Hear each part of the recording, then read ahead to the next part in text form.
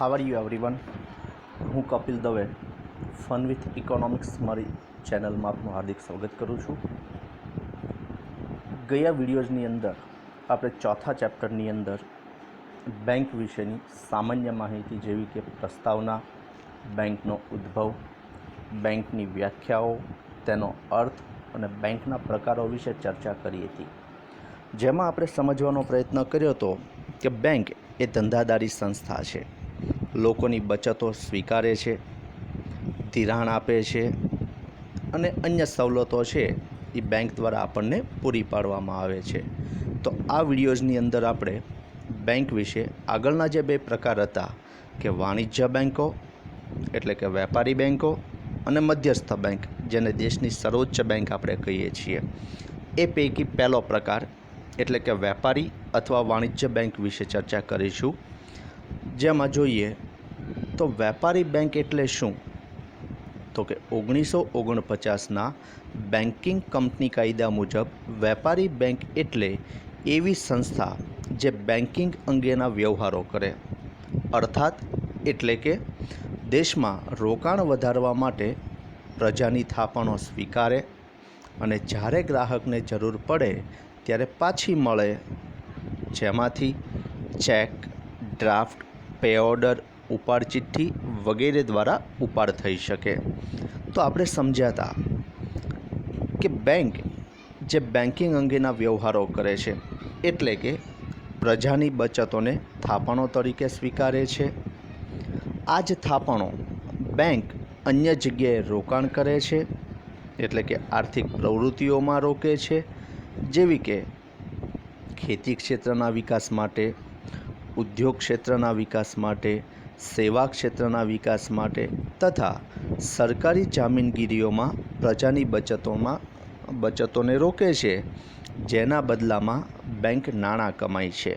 બીજા શબ્દોમાં કહીએ તો બેંક એ નાણાંનો વેપાર કરે છે. તો આપણે વાત કરીએ મુજબ કે ખેતી ક્ષેત્રના વિકાસ માટે બેંક અત્યારે લોન આપે છે.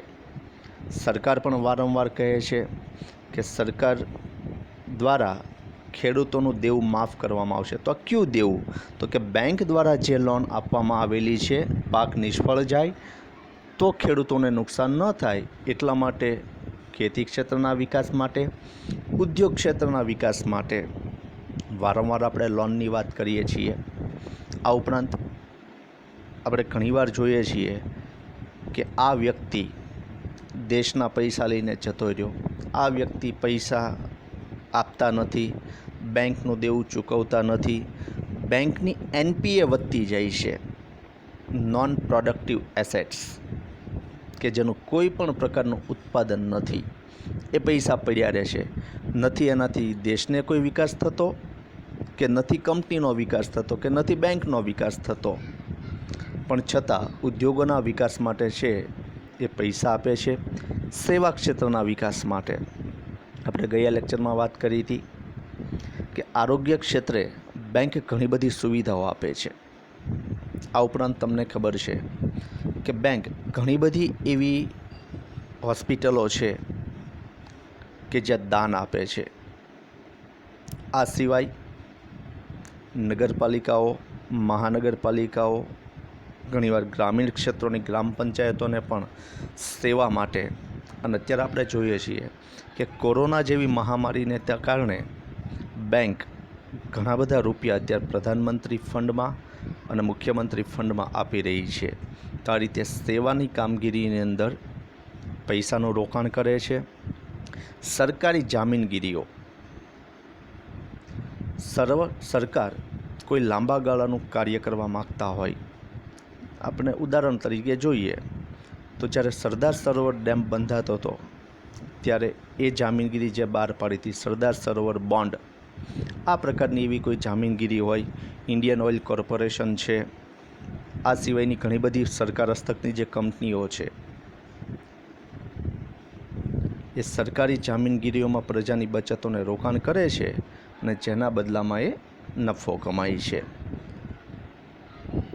જે વ્યાજના દરે લોકો પાસેથી થાપણો સ્વીકારે છે તેના કરતાં ઊંચા વ્યાજના દરે લોકોને ધિરાણ આપી બેંક નફો કમાય છે. ગયા લેક્ચરમાં આપણે વાત કરી હતી કે બેંક બચત ખાતામાં 3% લઈને 6% સુધી વ્યાજ આપે છે. અને અત્યારે કોરોના જેવી મહામારીને કારણે તમે જુઓ છો કે ઘણી બધી બેન્કોએ પોતાના વ્યાજ દરમાં ઘટાડો કર્યો છે.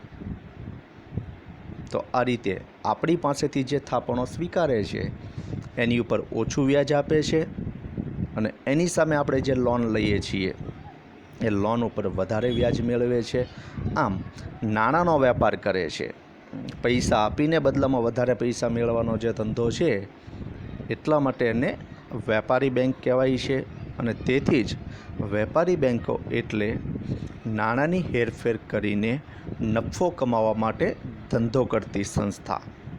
હવે જે વાત કરવાની છે, જે 5 માર્કનો ક્વેશ્ચન છે તમારો, કે વેપારી બેંકના કાર્યો જણાવો. વેપારી બેંકના મુખ્યત્વે 2 કાર્યો છે, એક મુખ્ય કાર્યો અને બીજા ગૌણ કાર્યો. જેમાંથી બોર્ડની પરીક્ષામાં મોટાભાગે મુખ્ય કાર્યો પૂછાતા હોય છે અને અહીંયાની સ્થાનિક પરીક્ષામાં પણ મુખ્ય કાર્યો પર વધારે ભાર આપવામાં આવે છે. તો જેને સમજવા તમારા માટે બહુ સહેલા છે. જેમાં પહેલું કહીએ થાપણો સ્વીકારવી. તો થાપણ એટલે પ્રજાની જે બચતો છે એ બેંક સ્વીકારે છે, જેને આપણે થાપણ તરીકે ઓળખીએ છીએ. થાપણના કુલ 3 પ્રકાર છે, પણ જો ખાતાની દ્રષ્ટિએ વાત કરીએ બેંકમાં તો 4 પ્રકારના ખાતા છે. જેમાં પહેલાંની વાત કરીએ તો કે ચાલુ ખાતાની થાપણ. તો આપણને ખ્યાલ છે કે વ્યવસાયી વ્યક્તિ, ધંધાદારી સંસ્થાઓ આ ચાલુ ખાતું બેંકમાં ખોલાવી પોતાની થાપણોને તેમાં મૂકે છે. આ ખાતામાં લાંબા સમય સુધી પૈસા જમા ન હોવાથી, એટલે કે આજે પૈસા જમા કરાવ્યા અને બીજા દિવસે વેપારીઓને ચેક દ્વારા આપણે આપી દીધા, તો બેંકના ખાતામાં લાંબા સમય સુધી ચાલુ ખાતામાં પૈસા જમા હોતા નથી. માટે ચાલુ ખાતાની થાપણ ઉપર બેંક કોઈ પ્રકારનું વ્યાજ આપતી નથી.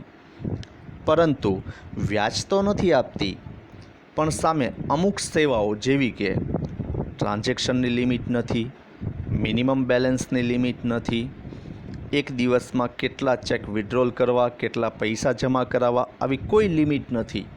તો આવી સેવાઓ માટે બેંક અમુક ચાર્જ આ ચાલુ ખાતા ઉપર વસૂલ કરે છે. બીજું ખાતું બચત ખાતાની થાપણ. આ ખાતું સામાન્ય લોકો ખોલાવી શકે છે. પોતાની બેન્કિંગ અંગેની કોઈ પણ જરૂરિયાત માટે જે વ્યક્તિ ખાતું ખોલાવે એને બચત ખાતું કહેવાય. આ ખાતામાં મિનિમમ બેલેન્સની મર્યાદા છે. એક દિવસમાં અમુક કરતાં વધારે પૈસા ન જમા કરાવી શકો એવી મર્યાદા છે. જો તમે એટીએમ વાપરતા હો, આ ઉપરાંત બચત ખાતામાંથી 50,000 કરતાં વધારે રકમ જો તમે ઉપાડો તો તમારો પાન કાર્ડ ફરજિયાત એન્ટર કરવો પડે છે, લખવો પડે છે. બચત ખાતામાં અમુક મિનિમમ બેલેન્સ પડ્યું રહેતું હોવાથી, આ ઉપરાંત આપણે આપણી બચતો મૂકીએ છીએ, તો મૂકવાનું કારણ રોજે રોજ હોય, અમુક સમયાંતરે હોય, પણ ઉપાડીએ ક્યારે? તો કે જ્યારે જરૂર છે ત્યારે. તો જ્યાં સુધી જરૂર નથી ત્યાં સુધી આ પૈસા બચત ખાતામાં પડ્યા રહે છે. માટે એ ખાતામાં પૈસા પડ્યા રહે છે અને એમાંથી બેંકો લોન આપીને જે વ્યાજ મેળવે છે એમાંથી બચત ખાતામાં અમુક નોમિનલ વ્યાજ છે એ આપે છે. એટલે કે ચાલુ ખાતામાં વ્યાજ નથી, એની કરતાં થોડુંક વધારે વ્યાજ બચત ખાતામાં મળે છે. ત્રીજી થાપણ, ત્રીજું ખાતાનો પ્રકાર રિકરિંગ ખાતાની થાપણ. આ એક ખાતું એવું છે કે જેમાં બચત ખાતાનો જ એક ભાગ છે કે રિકરિંગ ખાતાની અંદર અમુક નક્કી કરેલી રકમ અમુક નક્કી કરેલા સમય સુધી તમારે ભરવી પડે છે અને સમયાંતરે જે રકમ ભરાય છે એની ઉપર બેંક તમને બચત ખાતા કરતાં થોડું વધારે વ્યાજ આપીને એક સાથે રકમ આપે છે. પણ રિકરિંગ ખાતું હોય કેવા લોકો પાસે? તો કે જે લોકો ચોક્કસ એક સાથે રકમ ભેગી નથી કરી શકતા, પણ અમુક સમય પછી એ બચત જોવે છે, એટલા પૈસા જોવે છે દાખલા તરીકે 5 વર્ષ પછી મારે 50,000 જોવે છે, તો હું એક સાથે 5મા વર્ષે અથવા તો જ્યારે જોવે છે ત્યારે 50,000 નથી મેળવી શકતો. તો અત્યારથી એવું પ્લાનિંગ કરું કે આ 50,000 5મા વર્ષે મારે જોવે છે, તો અત્યારથી હું દર મહિને કેટલી રકમ આ રિકરિંગ ખાતામાં જમા કરાવતો રહું કે એક સાથે મને 50,000 5 વર્ષ પછી મળે. તો આ રીતે રિકરિંગ ખાતાની થાપણ. અને ચોથું તો કે બાંધી મુદતની થાપણ. મિત્રો, આ એક થાપણ એવી છે કે જે થાપણ ઉપર બેંક સૌથી વધારે વ્યાજ આપે છે. સામાન્ય રીતે આનો સમયગાળો ફિક્સ હોય છે જ્યારે મૂકીએ છીએ ત્યારે, કે ભાઈ 6 મહિના માટે મૂકવી છે, 1 વર્ષ માટે મૂકવી છે, 1.5 વર્ષ, 2 વર્ષ, 5 વર્ષ, 7 વર્ષ, 10 વર્ષ, એવો સમયગાળો ફિક્સ છે. જેટલા સમય માટે તમે આ થાપણમાં પૈસા મૂકો છો એક સાથે મૂકવાના છે, કટકે કટકે તમે મૂકી શકતા નથી. તો જે રૂપિયા તમે આમાં એક સાથે મૂકો છો એની ઉપર મેક્સિમમ વ્યાજ મળે છે. એટલા સમય પહેલાં તમે પૈસા ઉપાડી શકતા નથી, અને જો તમે ઉપાડો તો નક્કી કરેલું વ્યાજ તમને આપવામાં આવતું નથી. તો આ રીતે બાંધી મુદતનું ખાતું છે, બાંધી મુદતની થાપણ છે કે જેમાં એક સાથે મોટી સંખ્યામાં તમે રકમ મૂકીને પાકતી મુદતે વ્યાજ સાથે પરત મેળવી શકો છો. આના બદલામાં બેંક તમને એક પ્રમાણપત્ર આપે છે જેને આપણે ફિક્સ ડિપોઝિટ કહીએ છીએ, ટૂંકમાં FD કહીએ છીએ. તો આ રીતે થાપણો બેંક કુલ 4 રીતે ખાતા દ્વારા આપણી પાસેથી સ્વીકારે છે. થાપણોના 3 પ્રકાર, જેમાં ચાલુ ખાતાની એક થાપણ, બચત અને રિકરિંગ ખાતાની થાપણ અને બાંધી મુદતની થાપણ. આમ થાપણોના 3 પ્રકાર અને ખાતાના 4 પ્રકાર છે. તો મિત્રો, ચાલુ ખાતામાં કોઈ વ્યાજ નથી, બચત ખાતામાં એની કરતાં થોડુંક વધારે વ્યાજ છે, રિકરિંગ ખાતામાં ચાલુ અને બચત ખાતા કરતાં વધારે વ્યાજ છે, અને બાંધી મુદતનું ખાતું બાકીના 3 ખાતા કરતાં વધારે વ્યાજ આપણને આપે છે. તો આ હતી થાપણોનો મુદ્દો. હવે વાત કરીએ ધિરાણની સવલત પૂરી પાડવી. તો ધિરાણ આ એક બહુ અને અગત્યની વાત જે બેન્કો અત્યારે સામેથી આપે છે. એક સમય હતો કે ધિરાણ ગમે તે વ્યક્તિને નહોતું મળતું. અત્યારે બેંક ક્રેડિટ કાર્ડ દ્વારા, અતિરિક્ત ઉપાડ એટલે કે ઓવરડ્રાફ્ટ દ્વારા ટૂંકા અને લાંબા ગાળાનું બંને પ્રકારનું ધિરાણ પૂરું પાડે છે. ધિરાણ એટલે એક પ્રકારની લોન. તો જેમાં પહેલું તમને કીધું છે કે ટૂંકા ગાળાનું ધિરાણ સામાન્ય રીતે 1 વર્ષ કે એની કરતાં ઓછા સમય માટેનું હોય છે. મધ્યમ ગાળાનું ધિરાણ 1 વર્ષથી વધુ અને 5 વર્ષ સુધીનું છે, જ્યારે લાંબા ગાળાનું ધિરાણ 5 વર્ષથી વધુ અને 15 વર્ષ કે એની કરતાં પણ વધારે વર્ષ સુધીનું હોઈ શકે છે. તો લોન કઈ કઈ આપી શકાય? તો મિત્રો, તમે સૌ જાણો છો કે સામાન્ય કમ્પ્યુટર ખરીદવું હોય, અને અત્યારની વાત કરીએ તો નાણાકીય સંસ્થાઓ જેને આપણે બેંક તરીકે ઓળખીએ છીએ, તો સામાન્ય એક 12-15 હજારનો મોબાઈલ ખરીદવો હોય તો પણ આપણને લોન મળે છે. યાદ છે ને? બજાજ ફાઇનાન્સ, HDFC ફાઇનાન્સ, આવા ઘણા બધા એવી કંપનીઓ છે કે જે કંપનીઓ આપણને 0 ઇન્ટરેસ્ટ એટલે કે 0% વ્યાજે પૈસા ઉછીના આપે છે, ને એ આપણે કટકે કટકે જમા કરાવવા છે. તો એક સામાન્ય 12-15 હજારની વસ્તુથી લઈને મેક્સિમમ જરૂર છે એ સુધીની રકમ આપણને બેંક લોન તરીકે આપે છે. હોમ લોન, કાર લોન, અત્યારે તો 2 વ્હીલર લેવા માટે પણ આપણને લોન મળે છે. ખેતી ક્ષેત્રની લોન, ઉદ્યોગ ક્ષેત્રની અલગ અલગ પ્રકારની લોન. તો આ રીતે અલગ અલગ પ્રકારની લોન છે આપણને મળતી હોય છે, એટલે કે ધિરાણ આપવાનું કાર્ય. ત્રીજું કાર્ય છે નાણાંની ચૂકવણી અને ઉપાડની સવલત પૂરી પાડવી. મિત્રો, નાણાંની ચૂકવણી કેવી રીતે કરી શકીએ?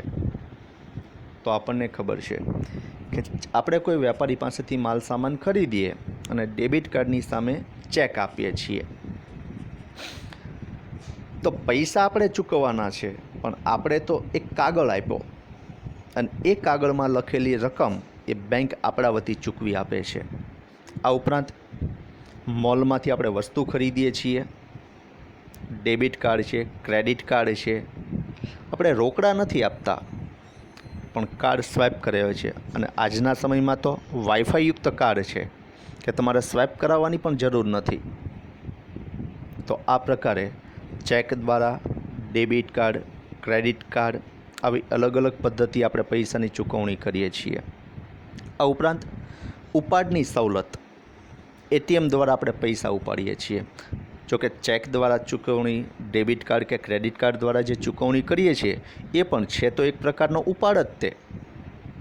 જો આપણે જમા નથી કરાવતા પણ આપણા વતી જે બીજાને ચૂકવીએ છીએ, મતલબ આપણા ખાતામાંથી એટલા રૂપિયા ઉપડી ગયા અને બીજાને ચૂકવાઈ ગયા. ઇન્ટરનેટ બેન્કિંગ એક બહુ સરળ અને સસ્તો રસ્તો, ઘરે બેઠા બેઠા તમામ પ્રકારના કાર્યો. મોબાઈલની અંદર આંગળીઓ ફેરવીને તમે ચૂકવણી કરી શકો છો. મોબાઈલના રિચાર્જ કરવા, વીજળીનું બિલ ભરવું, ગેસ બિલ ભરવું, અને હવે તો અલગ અલગ પ્રકારની ઘણી બધી ચૂકવણીઓ જે તમે ઓનલાઈન કરો છો. કોઈ ખરીદી કરો છો અને ઘર બેઠા ચૂકવણી કરો છો, તો આવું કાર્ય પણ આપણને બેંક દ્વારા કરવામાં આવે છે. ચોથું કાર્ય છે જે 3 માર્કની ટૂંકનોંધ પણ છે અને બહુ સમજીને વિચારવા જેવું કાર્ય છે, શાખ સર્જનનું કાર્ય કરવું. તો શાખ સર્જન, શાખ આમ જુઓ તો આપણે ભણીને કે શાખ એટલે ઉધાર, અને બીજી તે જોઈએ તો શાખ એટલે બજારની પ્રતિષ્ઠા પણ થાય. તો જે બેન્કો પોતે પ્રતિષ્ઠિત વ્યક્તિઓ હોય, બેંક પોતાની પ્રતિષ્ઠા ધરાવતી હોય અને શાખ દ્વારા ઉધાર પૈસા આપીને એમાંથી નવા નાણાંનું સર્જન કરે છે. એટલે શાખ સર્જનની વ્યાખ્યા જોઈએ તો એમાં કીધું છે કે શાખ સર્જન દ્વારા બેંક પોતાની પાસે રહેલી થાપણોમાંથી નવા નાણાંનું સર્જન કરી નાણાંનો પુરવઠો વધારે છે. દાખલા તરીકે વ્યક્તિઓ, કુટુંબો કે પેઢીઓ દ્વારા બેંકમાં થાપણ રૂપે મુકાયેલા નાણાંને પ્રાથમિક થાપણો કહે છે. 1 માર્કની વ્યાખ્યા છે. આ પ્રાથમિક થાપણો, આ થાપણમાંથી જ્યારે કોઈ વ્યક્તિ લોન લે છે, ધિરાણ લે છે, ત્યારે બેંક એને એટલી રકમનો ચેક આપે છે અથવા તો એ રકમ જે તે ધિરાણ લેનાર વ્યક્તિના ખાતામાં જમા કર્યા છે. તો મિત્રો 2 થાપણ થઈ. જો એક તો જે જમા હતી એ થાપણ, પ્લસ લોન લેનાર વ્યક્તિમાં ખાતામાં એટલા રૂપિયા નવા જમા થયા. તો જે તે વ્યક્તિના ખાતામાં પૈસા હતા એ પ્લસ લોન લેનાર વ્યક્તિના ખાતામાં પૈસા જમા થયા, એ બંને આમ કરીને જે પૈસામાં વધારો થાય એને શાખ સર્જન તરીકે ઓળખવામાં આવે છે. તો મિત્રો આ રીતે એક નાણાંમાંથી બેંક અનેક નાણાંનું સર્જન કરે છે. આ શાખ સર્જનનો આધાર આરબીઆઈ દ્વારા નક્કી થતો રોકડ અનામતનું પ્રમાણ ઉપર છે. તો રોકડ અનામત એટલે શું આગળ ભણીશું, છતાં અત્યારે સહેજ સમજાવી દઉં કે દરેક બેંક પોતાની પ્રાથમિક થાપણોના અમુક ટકા જ ધિરાણ આપી શકે છે. તો એનો મતલબ શું થયો કે જે રૂપિયાનું ધિરાણ નથી આપી શકાતું એ બેંકે પોતાની પાસે રાખવા પડે છે. કારણ કે જે લોકો જમા કરાવે એ ક્યારેક ઉપાડવા પણ આવે, અને ઉપાડવામાં આવે અને ત્યારે તમે એમ કહો કે નહીં ભાઈ તમારા પૈસા તો મેં બીજે આપી દીધા છે, લોન આપી દીધી છે, અત્યારે તમને નહીં મળે, તમે જ્યારે લોન પરત મળે ત્યારે પૈસા લેવા આવજો. તો આવું તો બેંક કહી ન શકે. માટે રોકડ અનામત એક એવું ટકાવારી છે કે દરેક બેંકે અમુક રકમ પોતાના હાથ ઉપર રાખવી પડે, કારણ કે લોકો માગવા આવે ત્યારે એને ચૂકવવી પડે. એટલે શાખ સર્જનનો આધાર રોકડ અનામત ઉપર છે. ધારો કે રોકડ અનામતનું પ્રમાણ 20% છે અને બેંકને પોતાની 1000ની પ્રાથમિક થાપણ છે. તો 1000ની પ્રાથમિક થાપણમાંથી 4000 નવા નાણાંનું સર્જન કરી કુલ 5000ની થાપણ બનાવશે. મતલબ 1000માંથી નવા 4000 નાણાંનું સર્જન કરે છે, જે નીચેના ઉદાહરણ દ્વારા આપણે સમજી શકીએ. તેમાં તમે જુઓ છો કે જો બેંક ABC કોઈ પણ બેંક છે અથવા તો વ્યક્તિ છે, બેંક પાસે કુલ કેટલી થાપણ કોષ્ટકમાં જોઈ શકો છો કે 1000ની થાપણ છે, 20% રોકડ અનામતનો દર છે, તો 1000ના 20% એટલે કે 200 રૂપિયા બેંક પોતાના હાથ ઉપર રાખશે. તો 1000માંથી 200 હાથ ઉપર, તો કેટલા બચ્યા? તો કે 800. આ 800નું ધિરાણ કરશે, લોન આપશે. એ જ રીતે 800 પરત આવશે. એ 800માંથી પાછા 20% એટલે કે 160 હાથ ઉપર રાખશે રોકડ અનામત તરીકે અને 640 રૂપિયાનું ધિરાણ કરશે. આ રીતે કુલ 640 પછી 512 એની પછી જે કંઈ આવતા હોય એ તમામે તમામ થાપણો જે કંઈ નીચે સુધી લઈ જવાય એનો ટોટલ, રોકડ અનામતમાં જે 200 160 128 છે એનો ટોટલ, અને નવું ધિરાણ 800 640 512 એ છેક સુધી આપણે સરવાળો ખેંચી જઈએ તો છેલ્લે જે આંકડા મળે એ શું મળે? તો કે થાપણનો કુલ સરવાળો, મતલબ કે 1000 પ્લસ 800 પ્લસ 640 પછી જે કંઈ હોય તે એ બધાનો સરવાળો 5000નો થશે.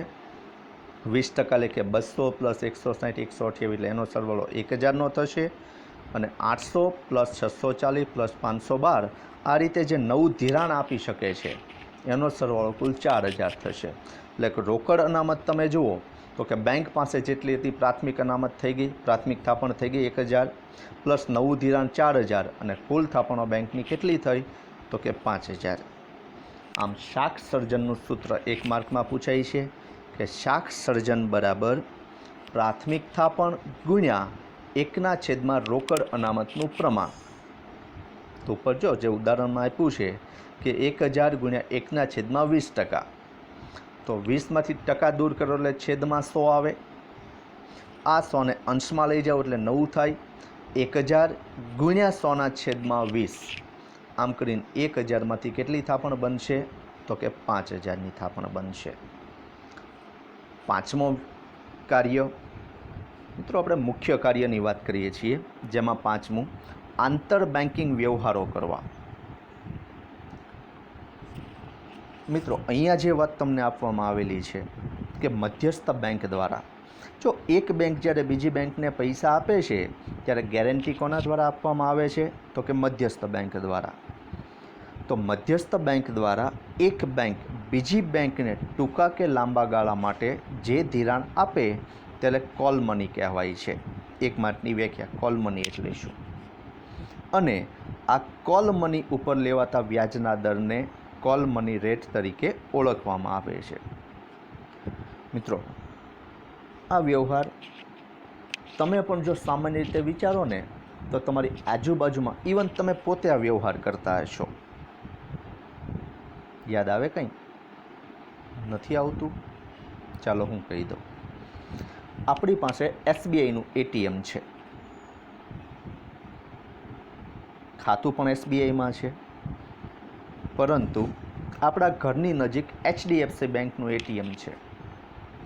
તો કાર્ડ SBIનું, પૈસા ઉપાડીએ છીએ HDFC બેંકના ATMમાંથી, તો આપણા પૈસા તો SBI પાસે છે, પણ આપણે ઉપાડીએ છીએ HDFCમાંથી. તો તમે વિચારો કે જે HDFC ATM આપણને જે પૈસા આપે છે એ પૈસા HDFCએ કોને વ્યાજે આપ્યા છે? તો કે SBIને. એ જ રીતે આપણે જે મોલમાં એમાં ખરીદી કરીએ છીએ એ ખરીદી કરીને કાર કોઈ પણ કંપનીનું હોય પણ એની પાસે જે સ્વેપ મશીન છે એ સ્વેપ મશીન જે બેંકનું હોય એને આપણી બેંક પાસેથી પૈસા છે એ આપે છે, ઉછીને આપે છે આપણી બેંકને. તો આ રીતે એક બેંક બીજી બેંકને ટૂંકા ગાળાના કે લાંબા ગાળા માટે જે ધિરાણ આપે તો આ રીતે બેન્કિંગ વ્યવહારો કરે છે. આ ઉપરાંત તમને ખબર છે કે આપણે ખરીદી કરીએ અને ચેક SBIનો આપીએ અને સામેના વ્યક્તિનું ખાતું બેંક ઓફ બરોડામાં છે, તો SBI અને બેંક ઓફ બરોડા વચ્ચે જે કાંઈ વ્યવહાર થાય એ એક બેંક બીજી બેંકને પૈસા આપે છે. તો આ રીતે આંતર બેન્કિંગ વ્યવહારો કરવા. તો મિત્રો આ હતા આપણા મુખ્ય કાર્યો. હવે જે વાત કરવી છે એ ગૌણ કાર્યોની વાત કરીએ છીએ. તો સૌથી પહેલું, જો ગૌણ કાર્યો છે એ એવા પણ ગૌણ નથી કે તમારે કામના નથી? હા, એ પણ તમારે યાદ રાખવાના છે. પહેલું, ગ્રાહકના એજન્ટ તરીકેનું કાર્ય. તો ભાઈઓ અને બહેનો, જે કોઈ વિડીયો જુએ છે, તમને ખ્યાલ છે કે એજન્ટ કોને કહેવાય? બીજાના વતી કામ કરે એને, બરાબર ને? દાખલા તરીકે LIC એજન્ટ. તો LIC એજન્ટ કામ કોના વતી કરે છે? LIC વતી. તો એ રીતે બેંક આપણા એજન્ટ તરીકે કામ કરે છે. ઉદાહરણ તરીકે જોઈએ તો હમણાં જ આપણે વાત કરી કે આપણું ખાતું SBIમાં છે, ચેક આપ્યો છે જે વ્યક્તિને, એનું ખાતું બેંક ઓફ બરોડામાં છે. તો આપણા વતી એ બેંક ઓફ બરોડા દ્વારા જે તે વેપારીને પૈસા આપવાનું કામ કરે છે. આ ઉપરાંત LICના પ્રીમિયમ ચૂકવવાનું કામ કરે છે. જો આપણા વતી કામ કરે છે એટલે એજન્ટ કહીએ છીએ આપણે. PGVCLને વીજળી બિલ ભરવાનું છે, આપણા વતી ચૂકવે છે.